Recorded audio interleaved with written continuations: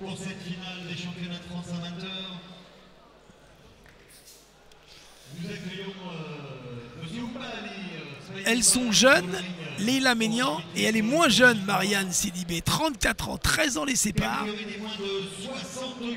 Il y a encore une boxeuse du Boxing Club de Garches qui réussit de super résultats. Elles sont 4 dans ces finales. Elles ont toutes les deux été en demi-finale. Une a boxé 3 fois, en 8e, en quart, en demi, Leila Ménian.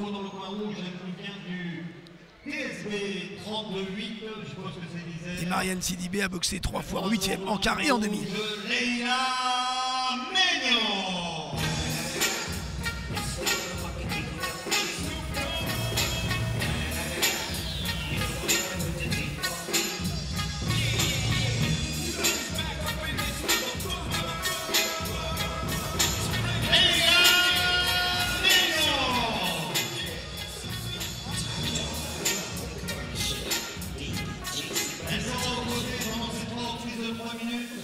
Une jeune femme qui nous vient du Boxing Club de Garches. Je vous demande d'accueillir dans le coin bleu Marianne Sidibé.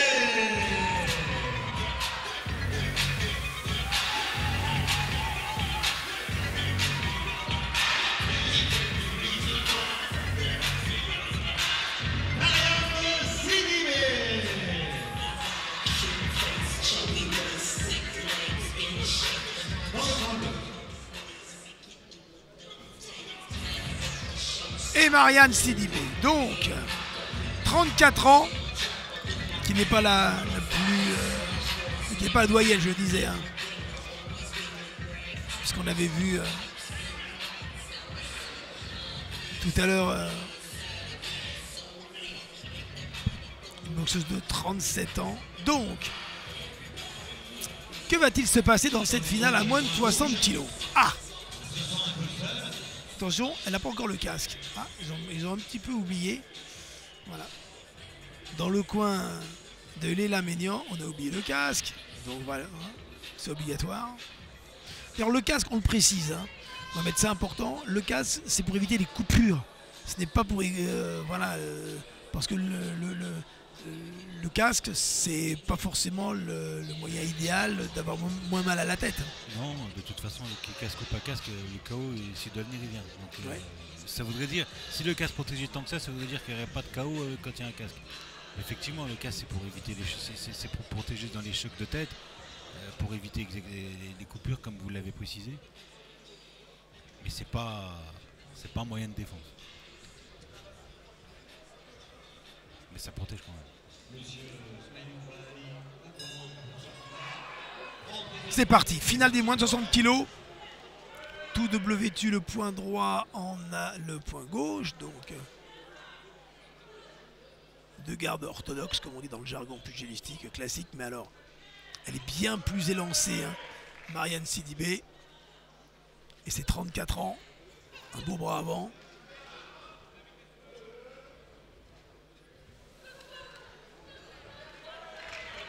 Attention, quand elle donne ces directs-là avec le nez à la fenêtre. Oui.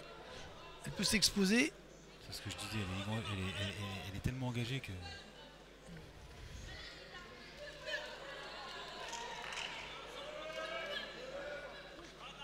Alors est-ce qu'elle va pouvoir tenir sur un plan physique pour garder la distance avec ce bras avant et conserver cette mobilité devant une boxeuse plus petite qui va travailler à mi-distance, qui va vite.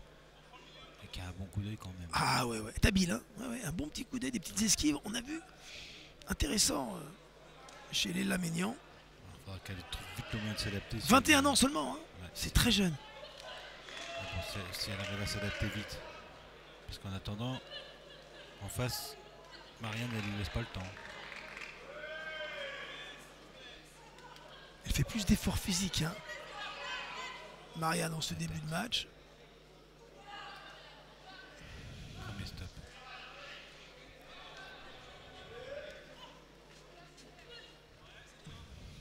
Ce qu'il faut se dire, c'est que l'arbitre qui va vous dire 2-3 fois stop pour la tête et après il va mettre l'avertissement. Donc il y en a déjà un, faut faire attention.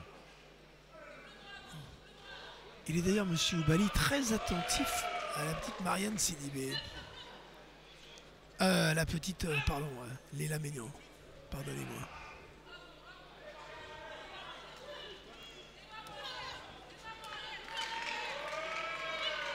Hop. Elle l'a pas encore cadré. Mais elle continue. Hein. Elle croit en sa stratégie. Ouais, et ça commence à passer la droite. Commence, ouais. Elle va accentuer ça. Et, je pense. Et elle a les mains un peu basses quand même. Allez, là. Faut qu'elle fasse attention parce que c'est grand en face. Hein. Ouais. Le bras avant, il est un peu bas. Hein.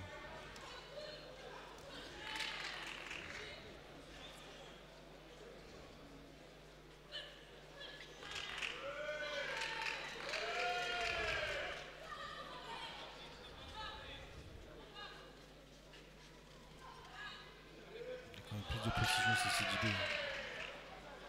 Je pense. Sur l'ensemble de coups calmés, il y a plus de réussite.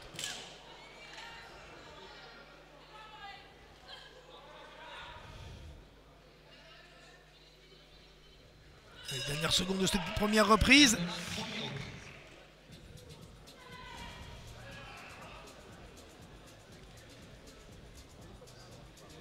Ce boxing club de Garges-les-Gonaises, une belle tradition hein, dans tous ces coins, dans tous ces comités, dans tous ces clubs, là où il y a un travail qui est fait en profondeur avec cet amour de.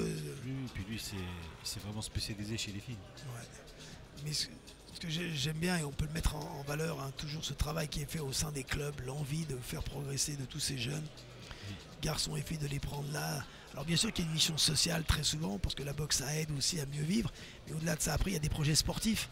Ils mettent en place des stratégies avec des partenaires locaux pour essayer de les faire progresser. Et ensuite vous, au sein du pôle, les meilleurs, vous êtes là pour en plus enfin passer après d'autres paliers. Continuer l'accompagnement. Ouais, voilà. Allez, on les encourage, on fait un peu plus de bruit pour l'appel de la deuxième reprise. Deuxième reprise.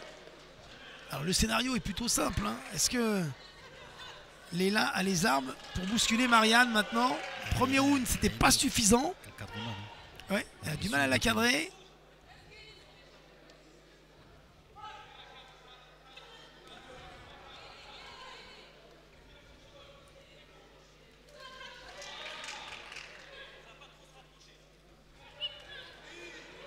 On lui demande de la garder à distance. Hein.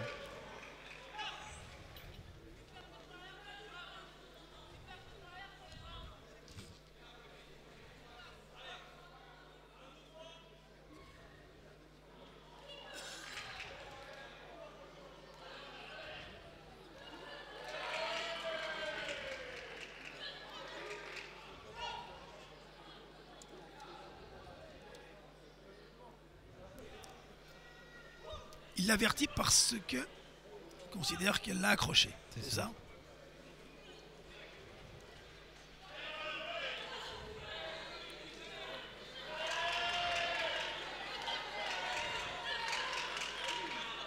Elle attaque toujours en direct du gauche et ensuite elle passe sa droite. Hein. Elle fait toujours un peu la même chose. La petite Léla. Parce qu'elle a un bras avant en bas, donc ça passe. Hein. Ouais. Attention à l'accrochage. Il l'avertit aussi. Elle comprend pas un petit peu, elle est surprise hein, par la décision là. Ouais. Ça allez, partout là. Bien sûr. Faut oublier maintenant, faut oublier.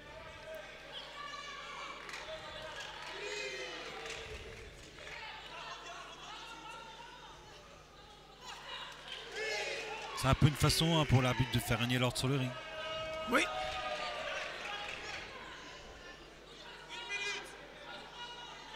Faut finir fort, c'est important pour influencer au terme positif du terme, hein, pour que les juges aient une vision plus nette de ce round-là, de finir fort pendant les dernières minutes. Parce qu'il n'y a pas eu de différence très nette dans cette reprise. Quelques touches.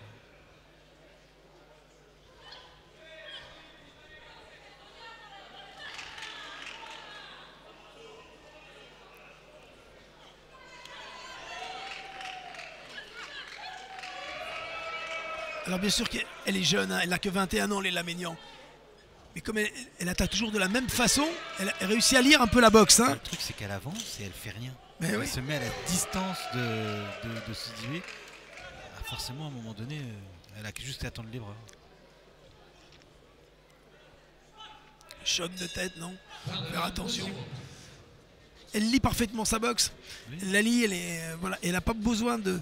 On pouvait penser à l'issue du premier round qu'elle allait l'emballer. C'est pas le cas dans cette reprise-là, où je pensais que l'impact physique, un peu la pression... Et Tout à fait. ça va être compliqué, hein, me semble-t-il. Maintenant, on va voir... Rien n'est joué, mais ça va être compliqué pour qu'elle puisse tourner en sa faveur la décision.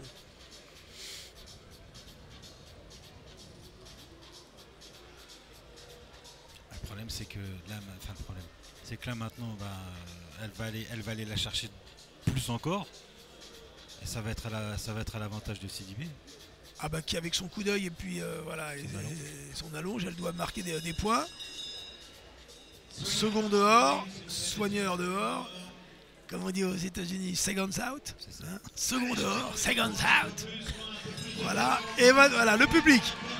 Allez, troisième reprise ici en direct de Deuil-la-Barre, 15 km au nord de Paris pour suivre avec nous. Et merci de nous avoir connectés. Jean-Philippe Lustig, Mohamed Taleb, l'entraîneur national du pôle de Nancy à mes côtés pour commenter ces finales en direct. Dans cette atmosphère festive pour finir une belle saison. Finale des championnats de France élite, demoiselles, les femmes et les hommes. C'est pas mal ce qu'elle fait là maintenant. Mignon propose autre chose. Elle n'a pas le choix. Hein. Elle a commencé comme ça aussi le premier round. Après, elle est tombée dans le piège de la distance. Hein.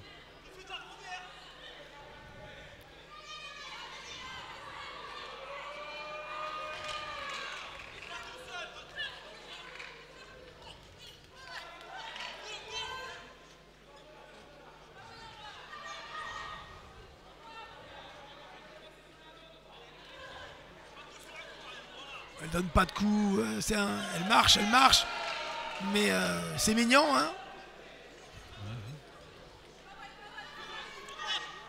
Puis elle laisse quand même beaucoup de sorties à Sidibé. Le cadrage, il est pas fameux. Elle la suit. Voilà, elle peut partir à gauche, à droite. Voilà.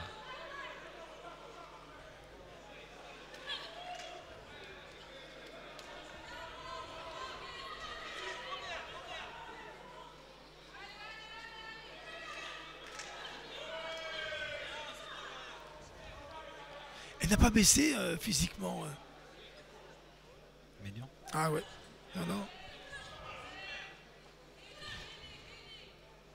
Mais finalement, c'est sur un plan technique hein, qu'elle n'arrive pas. Elle n'a pas trouvé l'issue. Et Marianne Sidibé fait ce qu'elle a à faire avec maestria et contrôle. Voilà. Le lacet. Eh oui, le lacet déjà qui commençait à se... Voilà. À se tomber, à se délasser. Voilà. Alors parfois ça s'est fait exprès quand un boxeur est en difficulté, mais c'est pas le cas là. Non, je pense pas. Non, mais parfois dans le monde pro, on a vu comme ça des petites astuces pour permettre au boxeur de récupérer, mais c'est pas le cas dans cette finale très propre, mais que domine. Non, puis là ça aurait pas été à son avantage de vouloir faire ça. Oui, bien sûr. Mais bon. La boxeuse de Garches.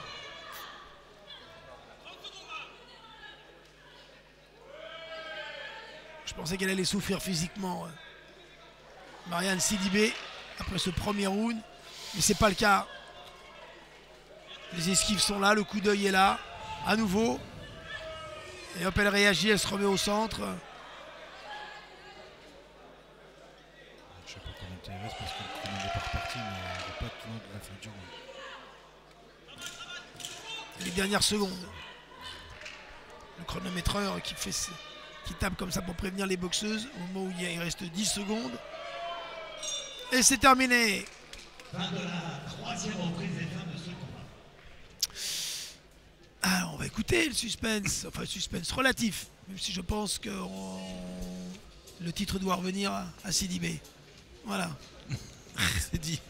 Non mais voilà, je m'avance, mais je pense, ouais, je pense que sur la maîtrise, mais hein. je n'ai pas la prétention d'avoir le bon jugement. Et ça peut rester aléatoire et les éléments pris en considération peuvent être différents de mon impression générale que nous avons, même si nous sommes ici au bord du ring, très bien placés. Parce que nous on a un angle de vision, les juges en ont un autre. Oui, non, mais complètement, bien sûr. Ouais, Ouais, bravo, mesdemoiselles. C'est bien. On passe vraiment un bon moment. Bah, moi qui étais sur plusieurs phases, je vois quand même une belle différence hein, par rapport à tout ce qui était 8e, quart. Demi-finale et maintenant finale. Il y a un visage plus souriant, plus terne plus terne Une belle différence de taille quand même entre les deux. chez Maignan. Ah ouais, pas 10 cm. Décision. est déclaré vainqueur de ce combat 5-0. Unanimité donc. Oui. Le coin bleu, Myriam Simiché. Logique. 5-0, victoire unanime. 34 ans, championne de France, bravo. Oui, c'est bien, c'est super. Et là, Elle donne de l'espoir à tout le monde. Ouais, Ceux qui se disent c'est trop tard, bah non, c'est jamais trop tard. Absolument, non, c'est important. Ouais. pour